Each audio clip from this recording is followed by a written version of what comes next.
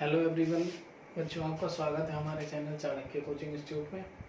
चलिए मैं आज आपको इंग्लिश की क्लास पढ़ा देता हूँ। इंग्लिश का एक ही लेक्चर हुआ है, तो कुछ बच्चे बोल रहे थे कि इंग्लिश की नेक्स्ट क्लास कब आएगी।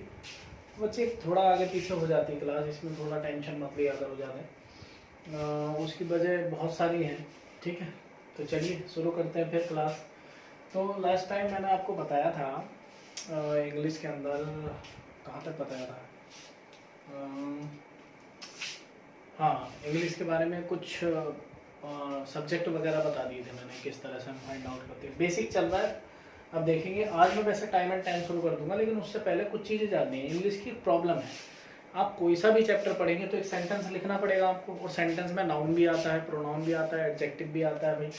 तो इसलिए मैं थोड़ी थोड़ी बातें सबके विषय में पहली बार में बता देता हूँ, ठीक है। वैसे आज चैप्टर हम शुरू करने वाले हैं टाइम एंड टेंस, ठीक है। तो उससे पहले मैं कुछ चीज़ें बता देता हूँ जो हमारे सेंटेंस को बनाने में काम आएगी। जैसे हमारे सेंटेंस को बनाने में काम आती है, parts of speech. Parts of speech basically noun, pronoun, verb, adjective, adverb, preposition और कंजंक्शन। तो वो चैप्टर शुरू करने से पहले हम इनके बारे में एक एक बात जान लेते हैं। हालांकि डीप तो ये चैप्टर है अपने आप में, लेकिन कुछ कुछ बातें मैं बता देता हूँ। बच्चे नाउन किसे कहते हैं, देखो बस ऐसे ही समझना मोटे मोटे तौर पर। नाउन किसे बोलते हैं? नाउन बोलते हैं किसी भी नेमिंग वर्ड को। देखो दुनिया में अगर किसी भी चीज का नाम उसकी पहचान के लिए रखा गया है, कि नाम तो रखते ही पहचान के लिए, जिससे हम उसे कॉल कर सके, बुला सके कि भाई इसे क्या कहेंगे, तो वो नेमिंग वर्ड नाउन कहलाएगा आपका, ठीक है। राम है, श्याम है, ये मार्कर है, पेन है, ये शर्ट है मैंने जो पहन रखी है या आपने पहन रखी है, ये बोर्ड है, ये इंक है। तो हर चीज़ का एक नाम है, ठीक है। तो वो नाउन वो शब्द कहलाता जो किसी का नाम है। किसी भी चीज़ का नाम आप लो तो वो क्या कहलाएगा, वो नाउन कहलाएगा। चाहे आपकी वॉच हो, घड़ी हो, फैन हो, फैन चल रहा है इस समय, मोबाइल फ़ोन है यहाँ, कैमरा, ठीक है। तो सब बोला होगा नाउन, नेमिंग वर्ड। बस जो नाम है आपके सामने, बस ये ध्यान देना है आपको कि दुनिया में अगर हम किसी चीज़ का नाम ले रहे हैं ना, तो समझ लीजिए वो नाउन है। दूसरा प्रोनाउन, अभी कुछ ज़्यादा एग्जाम्पल्स वगैरह नहीं, ठीक है, राम श्याम ऐसे ही बता रहे हैं। प्रोनाउन उसे कहते हैं जो यूज हो सकता हो इन प्लेस ऑफ नाउन, जो नाउन के स्थान पर यूज हो सकता हो। जैसे कि एक कहानी कि Ram goes to Ram is a farmer, Ram एक किसान है, तो राम तो एक नाउन हो गया। और फिर मैं कहने लगूँ he is very honest person, he is very honest person, तो ही क्या है, राम की जगह यूज हुआ है, तो ही क्या हो जाएगा, प्रोनाउन। तो इसलिए ही, सी वगैरह जितने भी होते हैं, यू, दे, तो ये सब सारे के सारे प्रोनाउन है। वर्ब क्या है? वर्ब बच्चे कोई एक्शन है, एक्शन माने कोई कार्य या फिर कोई स्टेट है, स्थिति। जैसे एक्शन कैसे है? एक्शन ऐसे है, मैं इधर बता देता हूँ। एक्शन इस तरह से है, वर्ब ही इज गोइंग, वह जा रहा है, तो वह जा रहा है, तो जाना क्या हो गया, एक्शन हो गया। एक्शन माने कोई भी काम, जाना, खाना, पीना, रोना, तो ये सब एक्शन है। और मैं कहूँ ही इज ए टीचर, तो इसमें एक्शन नहीं है, लेकिन एक्शन हो ना हो किसी भी वाक्य में वर्ब जरूर होगी कम से कम, ठीक है। तो वर्ब क्या है, इसमें इज है। अब इज कोई एक्शन तो है नहीं, तो ये स्टेट है, वह टीचर है, ये उसका टीचर होना एक स्थिति है, एक अवस्था है। स्टेट को बोलते हैं अवस्था या स्थिति। एक्शन मत हो तो या तो वर्ब एक्शन होगी या स्टेट होगी, ठीक है। अब ध्यान रखेंगे। चलिए एडजेक्टिव। एडजेक्टिव कहते हैं बच्चों उसको जो नाउन के लिए आए, जो नाउन के लिए आए। जैसे नाउन के लिए क्या आएगा, अच्छा आदमी, आदमी नाउन हो गया, अच्छा क्या है, एडजेक्टिव है। बुरा आदमी, ईमानदार आदमी, नालायक आदमी, है ना, होशियार बच्चा, इंटेलिजेंट स्टूडेंट। तो इसमें जितने भी नाउन के लिए आए हैं, इंटेलिजेंट, होशियार, बेवकूफ, नालायक, ऑल आर द एडजेक्टिव्स, सारे के सारे क्या है, एडजेक्टिव। एडजेक्टिव केवल और केवल नाउन के लिए आता है, नाउन या प्रोनाउन के लिए भी आ सकता है, ठीक है, उसमें कोई इशू नहीं है। नाउन या प्रोनाउन के लिए भी आ सकता है, क्योंकि प्रोनाउन और नाउन में तो कोई डिफरेंस ही नहीं है। नाउन की जगह प्रोनाउन यूज हो जाता है, नाउन की जैसी प्रकृति रखता है वो, बस कुछ चेंजेस हैं वो बताएंगे। एडवर्ब ऐसी चीज होती है बच्चे जो नाउन के लिए नहीं आती केवल, ना तो सभी के लिए आती। प्रोनाउन नाउन और प्रोनाउन के लिए नहीं आती है एडवर्ब, क्योंकि नाउन प्रोनाउन के लिए आता है एडजेक्टिव। किसके लिए आती है? वर्ब के लिए आएगी आपका, तुम्हारा एडजेक्टिव के लिए आएगी। एडवर्ब खुद एडवर्ब के लिए भी आती है। कैसे आती है ये छोड़ो इसमें, क्योंकि एडवर्ब तभी बताएंगे क्योंकि अपने आप में एक बढ़िया चैप्टर है। प्रेपोजिशन आप जानते हैं, अगर सेंटेंस के कुछ हिस्से को या शेष हिस्से को या हिस्से को एक नाउन या प्रोनाउन से जोड़ना हो तो आप क्या करेंगे? प्रपोजिशन लगा देंगे। प्रपोजिशन जैसे टू लगाओगे तो इसके आगे आपको नाउन या प्रोनाउन लेना होगा। कोई भी प्रपोजिशन लगाओगे उसके आगे नाउन या प्रोनाउन लेना होगा जो इस प्रपोजिशन का ऑब्जेक्ट कहलाएगा। जैसे he is going to school, basic बातें बता रहा हूँ जिससे जो बेसिक से पढ़ने वाले, वह जा रहा है, तो इतना तो वाक्य था ये, टू स्कूल। तो हमने इस नाउन को जोड़ा इस वाक्य से, इस नाउन को इस वाक्य से जोड़ दिया। प्रोनाउन भी जोड़ सकते थे तो क्या लगाना पड़ा? टू लगाना पड़ा। ठीक है, तो बात समझ गए। तो प्रपोजिशन और प्रोपोजिशन अपना ऑब्जेक्ट जरूर रखते हैं। कंजंक्शन दो वर्ड्स, दो शब्दों को या दो वाक्यों को जोड़ने का काम करता है। जैसे राम एंड श्याम, तो दो शब्दों को जोड़ा लेकिन दो वाक्य भी जोड़ सकता है, तो उनको कंजंक्शन बोलते हैं। तो मोटी मोटी इंफॉर्मेशन मैंने बेसिकली दे दी है। ठीक है, अब हम शुरू करते हैं अपना टाइम एंड टेंस। सबसे पहला चैप्टर हमारा होगा, क्योंकि ऐसा मजा भी नहीं आता जैसे मैंने बता दिया। जब डिटेल में पढ़ेंगे ना मजा आएगा। एक चीज और जान लो, जिन बच्चों जिनकी इंग्लिश बहुत कमजोर है, मुझे पता है बहुत बच्चे ऐसे होते हैं जिनके इंग्लिश में 100 में से 40 नंबर आ रहे होते हैं। ठीक है, तो ये कॉमन है हिंदी मीडियम में। ठीक है, तो मैं ये बता देता हूँ बच्चों कि वो लोग जो है कक्षा 8 की किताब, कक्षा 8 की किताब से ग्रामर पढ़ेंगे, टेंस बनाएंगे, मतलब वाक्य बनाएंगे, क्योंकि यहाँ हिंदी में वाक्य नहीं बनवाए जाएंगे, क्योंकि ये लेवल कंपटीशन का लेवल है। यहाँ मैं अब बढ़िया लेवल लेके चलूंगा थोड़ी देर में। ठीक है, हालांकि बेसिक बातें बताऊंगा, क्योंकि कुछ बच्चे नहीं तो बिल्कुल बायकाट कर देंगे मेरा। ठीक है तो चलिए शुरू करते हैं। लेकिन कंपटीशन का ध्यान रखना है आपको, तो क्योंकि देखो आपका पेपर जो है हिंदी में कहीं भी नहीं आता, क्या आता है, तो इसलिए हिंदी उतनी जितनी हमें समझने में सहायक हो। ये नहीं कि हम हर वाक्य हिंदी में लिख रहे हैं, ऐसा नहीं होगा बच्चों, ऐसे कैसे करोगे। तो चलिए शुरू करते हैं बच्चों हम हमारा चैप्टर। मैं सोच रहा था पहले वर्ब शुरू कर दूं, लेकिन चलिए कोई बात नहीं, क्योंकि ऐसा ना टेंस आधार है, तो वर्ब इसलिए यूज नहीं करी। बीच बीच में छोटी छोटी चीजें बताता रहूंगा मैं। ठीक है, टाइम एंड टेंस। बच्चों टाइम एंड टेंस से जो चीजें आजकल आती हैं बेसिकली, तो वो 2-3 टेंस हैं जहाँ से आती हैं, फिर भी मैं सारी बताऊंगा आपको, टेंशन नहीं होती है। अब सबसे पहला कंफ्यूजन कि हम इसे टाइम एंड टेंस क्यों लिखते हैं। देखो बच्चों, टेंस क्या होता है? टेंस होती है फॉर्म ऑफ वर्ब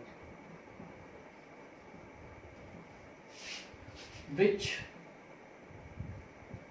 परफॉर्म या विच रेफर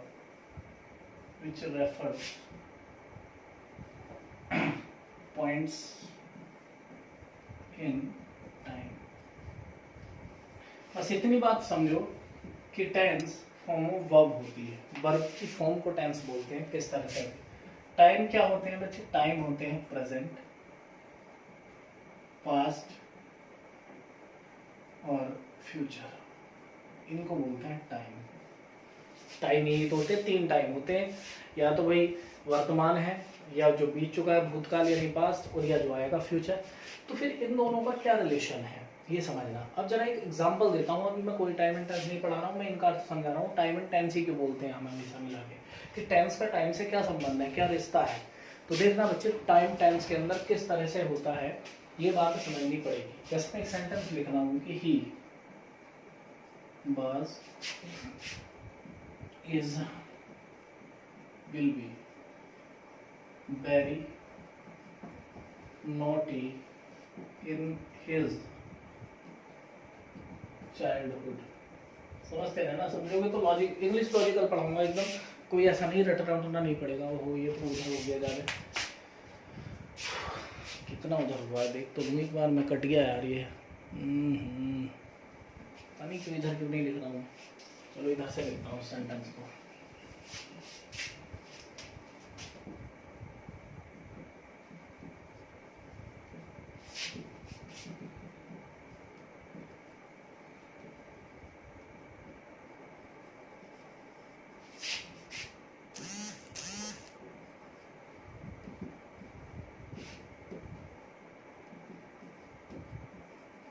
देखो बच्चों, सब्जेक्ट है ही, ये वर्ब है सारी की सारी, और very naughty in his childhood. देखो दो चीजें इसमें, टेंस और टाइम कैसे पता करते हैं आपको पता है वो कहना चाह रहा है वह है, था या होगा बहुत नोटी माने शरारती, इन हिज चाइल्डहुड अपने बचपन में।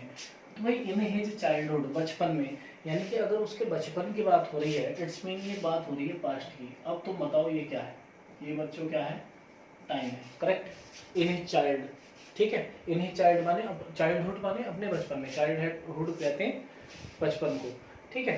तो चाइल्डहुड बचपन में, और बचपन जो है वो पास्ट टाइम है। किसी के लिए अगर किसी के बारे में बात हो रही है कि भाई ये अपने बचपन में बड़ा शरारती था, तो आप क्या कहोगे, बचपन यानी कि इसके बचपन में, इसका मतलब अब या तो यूथ है या फिर ये बूढ़ा है, तो इसका मतलब पास्ट है। अगर टाइम पास्ट है बच्चों, तो टेंस भी पास्ट ही होगा, यानी कि वर्ब, टेंस किसको का, form of verb, form of verb बदल जाएगी। और आप बताइए इसमें से आपको कौन सी वर्ब उठानी है, इज उठा लोगे, नहीं, क्या उठाओगे, वर्ब विल बी भी नहीं उठाओगे। अब देखा आपने, ये टाइम ये टेंस, यानी कि आपने एक चीज सीख ली कि अकॉर्डिंग टू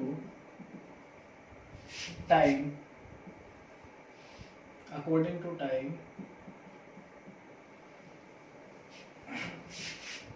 चेंज टेंस। समय के अनुसार किसको बदल दो, टेंस को बदल दो, टाइम के अनुसार टेंस बदलता है। ऐसा नहीं हो सकता था कि हाँ इज लगा दो चाइल्डहुड मिटा ही दो, ऐसा नहीं हो सकता। टाइम के अकॉर्डिंग टेंस बदलता है, ना कि टेंस के अकॉर्डिंग टाइम। अब कुछ बच्चे अब कहेंगे भाई करेक्ट करके दिखाओ, सपोज करिए कोई कहे जी नहीं इज लगाऊंगा मैं चाइल्डहुड हटा दूंगा, भाई मेरे चाइल्डहुड कैसे हटा दोगे, उसने पास्ट की घटना को रिप्रेजेंट करने के लिए कहा है, तो आप किसको बदलोगे, टेंस को बदलोगे ना। तो बात समझ आ रही होगी आपको। एक और टेंस लिखते हैं, तो ये बात बहुत सच है कि according to time change tense, समय के अनुसार किसको बदल दो, टेंस को बदल दो, यानी वर्ब की फॉर्म को बदल दो, बिकॉज टेंस को हम क्या कह रहे हैं, फॉर्म ऑफ वर्ब। तो फॉर्म ऑफ वर्ब आप बदलेंगे किसके अकॉर्डिंग, टाइम के अकॉर्डिंग, ठीक है। अब एक और सेंटेंस देखिए जरा, देखते हैं।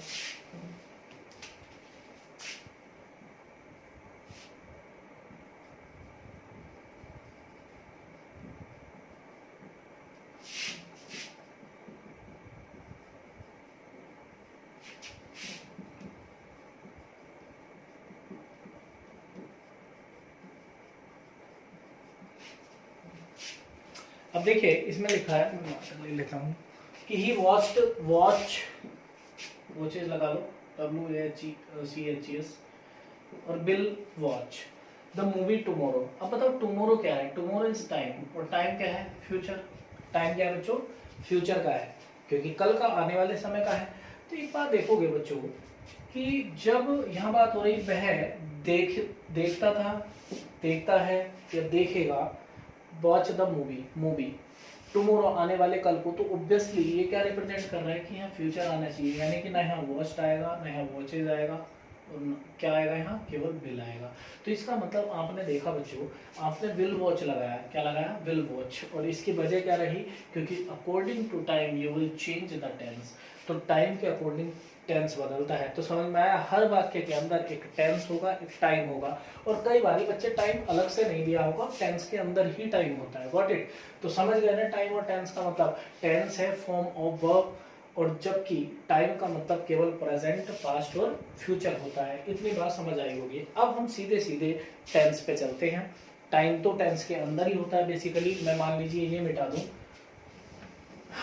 टुमारो, अब बताइए क्या कह सकते हैं आप। अब टाइम तो कंफर्म है नहीं, जब टाइम कंफर्म नहीं है तो टेंस ही टाइम को कंफर्म कर देगा। कैसे, ही वॉच्ड द मूवी, ये भी करेक्ट है, ही वॉचेस द मूवी, ये भी करेक्ट है, और he will watch the movie, ये भी करेक्ट है। लेकिन तीनों वर्ब अलग अलग टेंस दिखाती हैं। ये किसको दिखा रही है, पास्ट इंडेफिनिट, ये किसको दिखाती है, प्रेजेंट इंडेफिनिट, और ये किसको दिखा रहा है बच्चे, फ्यूचर इंडेफिनिट। इट्स मीन ये टाइम जो है टेंस को बदलता है, और अगर टाइम दिया है तो उसी के अकॉर्डिंग टेंस को बदलना है। टेंस वर्ब की फॉर्म है, जबकि टाइम प्रेजेंट, पास्ट, फ्यूचर है। इतनी बात आपको समझ में आ गई होगी, आई होप। अब हम टेंस की बात कर ही रहे हैं, तो टेंस को इस तरह से देख लेते हैं। अभी मैंने शुरू नहीं किया है, ध्यान रखें। पहला टेंस है बच्चों इंडेफिनिट, सब जानते होंगे बच्चे। कुछ बच्चों को ये लग रहा होगा जैसे स्कूल में मैडम या टीचर पढ़ाते थे वैसे पढ़ाया जाएगा, मतलब जैसे सब्जेक्ट वर्ब। बच्चे बहुत बेसिक नहीं पढ़ाया जाएगा, ये ध्यान रखो, क्योंकि फिर भी बहुत कोशिश कर रहा हूँ, करूँगा मैं कि बेसिक पढ़ाऊँ, लेकिन इसका मतलब ये नहीं कि आपको स्ट्रक्चर डलवा के पढ़ाऊँगा, लॉजिक्स बताऊँगा, बस बात कर रहा हूँ। ठीक है, एक बार मैं देख लेता हूँ वीडियो बन भी रही है कि नहीं बन रही। Okay that's fine. ओह बच्चे इस बार मैंने लॉक कर रखा है, ठीक है बन रही है। ये बड़ी समस्या है, मोबाइल की मेरी बैटरी डाउन हो रही है आज। चलो कोई नहीं, इंडेफिनिट एक हो गया, इंडेफिनिट। नंबर 2 आपका हो गया कॉन्टीन्यूअस। नंबर 3 या परफेक्ट, हाँ सर कुछ भी लिख लो, क्या फर्क पड़ता है, कॉन्टीन्यूअस परफेक्ट। कुछ बच्चे को लगता होगा कि उनके स्पेलिंग्स ठीक नहीं हो रही है, ऐसा क्या करो जो स्पेलिंग याद ना हो उसको लिखते समय उस फोकस किया करो कि द्वारा ये गलती नहीं लिखी जानी चाहिए, अपने आप लिखनी है। हालांकि ये तो बेसिक चीज़ है, परफेक्ट और एक होता है परफेक्ट कॉन्टिन्यूअस। जो एक बात समझेंगे, इंडेफिनिट टेंस की अगर बात होती है फिर किसको दिखाता है? देखो एक चीज बताओ, प्रेजेंट इंडेफिनिट भी होता है, पास्ट भी, फ्यूचर भी, तो टाइम तो सब में प्रेजेंट पास्ट फ्यूचर होगा, लेकिन इंडेफिनिट है क्या? तो इंडेफिनिट दिखाता है परमानेंट और फ्रीक्वेंट एक्शन को। किसको? परमानेंट या फ्रीक्वेंट एक्शन। एक्शन क्यों कह रहा हूँ? क्योंकि वर्ब की फॉर्म तो टेंस है, टाइम तो कुछ भी हो सकता है, प्रेजेंट भी हो सकता है, पास्ट भी, फ्यूचर भी। तो इसमें कैसे एक्शन आएंगे बच्चे? Permanent and frequent action. Permanent action का क्या मतलब है? ऐसे एक्शन जो कभी बदलते नहीं है, जैसे मैं रोज स्कूल जाता हूँ तो रोज ही जाता हूँ, ठीक है, परमानेंट है। पानी 100 डिग्री सेल्सियस पर उबलता है तो उबलता है, परमानेंट एक्शन है, स्थायी है, ये बदलेगा नहीं कि अभी तो उबल रहा है अभी नहीं उबल रहा है 100 पे। फ्रिक्वेंट एक्शन बोलते हैं जो बार बार हो, रेगुलर हो, रोज रोज हो, या फिर एक अवधि के बाद हो, निश्चित अवधि के बाद हो। जैसे कि बहुत सारे एक्शन है, मैं जाता हूँ, मैं खाता हूँ, मैं पीता हूँ, तो बहुत सारे एक्शन है, मैं रोज पढ़ता हूँ, मैं रोज जो है मूवी देखता हूँ, तो these are permanent frequent actions. Got it? Next, समझ गए होंगे इतनी बात। अभी इसको इंडेफिनिट को डिटेल में पढ़ाया जाएगा, टेंशन मत लो, अभी केवल अर्थ बता रहा हूँ अब, ठीक है। तो परमानेंट एक्शन का मतलब हो गया जैसे वाटर, एग्जाम्पल चलो दे देता हूँ, बॉइल्स एट 100 डिग्री सेल्सियस। पानी 100 डिग्री सेल्सियस पर उबलता है, तो ज्यादातर स्थायित्व है इस बात में कि हाँ भाई उबलता है, ठीक है। या आई गो टू स्कूल डेली, मैं रोज स्कूल जाता हूँ। यार कोई भी स्कूल जाएगा तो फ्रिक्वेंट वे में जाएगा, रोज ही जाएगा लगभग, कुछ कहेंगे कि संडे को नहीं जाएगा, तो इसलिए तो फ्रिक्वेंट लिखा, ठीक है। कॉन्टिन्यूस, अब कॉन्टिन्यूस में एक्शन है, जैसे कॉन्टिन्यूस है तो कॉन्टिन्यूस का एक एग्जांपल देता हूँ, आई एम, चलो आई पे नहीं लेते, इसको ही पे लेते हैं। ही इज, बहुत बेसिक सेंटेंस लिखूंगा अभी, कोई भारी सेंटेंस में। He is going to school, he is going कह लो, वह जा रहा है। अब यानी कि ये कॉन्टिन्यूटी है, इसके अंदर एक ड्यूरेशन है कि वह जा रहा है, ठीक है। अब एक बात बताओ, ये परमानेंट एक्शन नहीं हो सकता, क्योंकि कोई आदमी जा रहा है और वो केवल जाने का ही काम नहीं कर सकता कभी भी, यानी कि एक्शन परमानेंट नहीं होते, नॉन परमानेंट एक्शन होते हैं। कॉन्टिन्यूस एक्शन का मतलब होता है नॉन परमानेंट एक्शन, ऐसा एक्शन जो अभी चल रहा है थोड़ी देर बाद बंद हो जाएगा, ठीक है। इनकम्प्लीट भी कह सकते हो, इनकम्प्लीट का मतलब जा रहा है, यानी कि जाने का काम कंप्लीट नहीं हुआ है, तो आप इसको नॉन परमानेंट कह दो या इनकम्प्लीट कह दो तो ज्यादा बेटर है। इनकम्प्लीट एक्शंस क्यों कह रहे हैं? कि जाने का काम हो नहीं रहा है, मतलब हो रहा है, हुआ नहीं और ना ही पूरा होगा। आप एक सेंटेंस बोल रहे हो कि ही इज स्मोकिंग, है ना, वह स्मोक कर रहा है, धूम्रपान कर रहा है, तो भाई इस धूम्रपान कर रहा है, उस वाक्य को जब भी पढ़ोगे क्या सेंस निकलेगा? वह धूम्रपान कर रहा है, यार उसका धूम्रपान ही खत्म नहीं हो रहा है, यानी कि ये इनकम्प्लीट एक्शन है, ये कंप्लीट एक्शन नहीं है। यानी कि एग्जाम्पल ही, यहाँ नहीं, एग्जाम्पल कहाँ दिया, यहाँ दे देते हैं, चलो। he is smoking, वह स्मोक कर रहा है, तो स्मोक कर रहा है तो इनकम्प्लीट एक्शन क्यों कह रहा हूँ? क्योंकि स्मोक करने का काम पूरा नहीं हुआ है, ना ही होगा। इस वाक्य को जब भी पढ़ोगे स्मोकिंग चलती रहेगी, ठीक है, लगातार, नॉन स्टॉप। परफेक्ट कहते हैं कंप्लीटेड एक्शन। एक्शन क्यों लिख रहा हूँ? क्योंकि एक्शन भी वर्ब होता है, और वर्ब को ही तो टेंस कहते हैं, ये टेंस ही तो बता रहा हूँ, ठीक है। कंप्लीट एक्शन का मतलब होता है बच्चों ऐसा एक्शन जो कंप्लीट हो चुका है ना, जो कंप्लीट हो चुका है, जैसे कि he has gone he has gone माने वह जा चुका है, इसका मतलब चला गया ना। जाने का काम क्या है, इनकम्प्लीट है या कंप्लीट है, कंप्लीट है। इसमें वह स्मोकिंग कर रहा है, इनकम्प्लीट एक्शन। और वह स्मोक करता है तो ये तो फ्रिक्वेंट एक्शन है, करता ही है, रोज रोज ही करता है, वो तो रोज होने वाला एक्शन है, समझ रहे हो। आगे देखो परफेक्ट कॉन्टिन्यूस, इसमें दो कॉम्बिनेशन है, एक तो परफेक्ट है और बच्चे कॉन्टिन्यूस है। यानी कि इसमें ऐसा भी है कि कोई काम हो भी रहा है साथ साथ, यानी कि इनकम्प्लीट भी है और बच्चों कंप्लीट भी है, क्योंकि परफेक्ट का मतलब कंप्लीट। तो कंप्लीट इनकम्प्लीट एक्शन का मिश्रण होता है परफेक्ट कॉन्टिन्यूस। जैसे कि मैं 2 घंटे से पढ़ रहा हूँ, तो मैं 2 घंटे तो पढ़ भी चुका, 2 घंटे पढ़ना तो कंप्लीट हो गया, और अभी पढ़ भी रहा हूँ, इसका मतलब पढ़ने का काम अभी अधूरा भी है। तो परफेक्ट कॉन्टिन्यूस एक कह सकते हैं कि मिला के बनाया हुआ टेंस है, ठीक है, बात समझ गए। तो बच्चों मैंने बताया कि tense is the form of the verb, verb की फॉर्म होते हैं टेंस, और इसमें एक्शंस का होता है कि एक्शन किस तरह का है, एक्शन चल रहा है, रोज होने वाला एक्शन है, या एक्शन पूरा हो चुका है, उसी के हिसाब से हम टेंस का नाम देते हैं। उस एक्शन का टाइम क्या होगा ये डिपेंड करता है इस बात पे कि वो प्रेजेंट है, पास्ट है या फ्यूचर है। Got it. यहाँ टेंस की बात कर ली हमने, अब हम सीधे सीधे पूछते हैं बच्चों प्रेजेंट, वो सॉरी इंडेफिनिट टेंस पे, है ना। पहला बता देता हूं मैं, जिस उतारने में तो कोई दिक्कत है नहीं, वीडियो को चाहे दोबारा देख लो या वीडियो को पॉज करके आप उतार सकते हैं चीज़ों को, ठीक है। अभी एग्जाम से संबंधित कोई खास बात नहीं आई है। चलिए मैं हेडिंग डाल देता हूँ बच्चों इंडेफिनिट।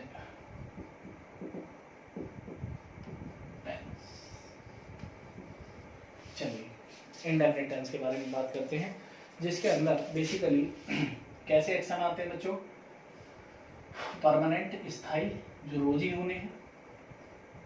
दूसरे इसके अंदर एक्शन आते हैं बच्चे फ्रिक्वेंट, फ्रिक्वेंट का मतलब भी वही है जो बारंबार बार बार फ्रिक्वेंट एक्शन एक निश्चित अवधि के बाद हो। जैसे मैं कोई कहे कि मैं शराब पीता हूँ, किसी ने कह दिया भाई मैं पार्टी में शराब पीता हूँ, तो यानी जब जब पार्टी होगी वो शराब पिएगा, यानी ये फ्रिक्वेंट एक्शन है कि हर पार्टी में शराब पिएगा, तो फ्रिक्वेंट एक्शन है। डेली तो नहीं हो सकता क्योंकि डेली पार्टी नहीं हो सकती, ठीक है। तो परमानेंट और फ्रिक्वेंट एक्शन इसके अंदर आते हैं। अब समझ गए इंडेफिनिट की कहानी।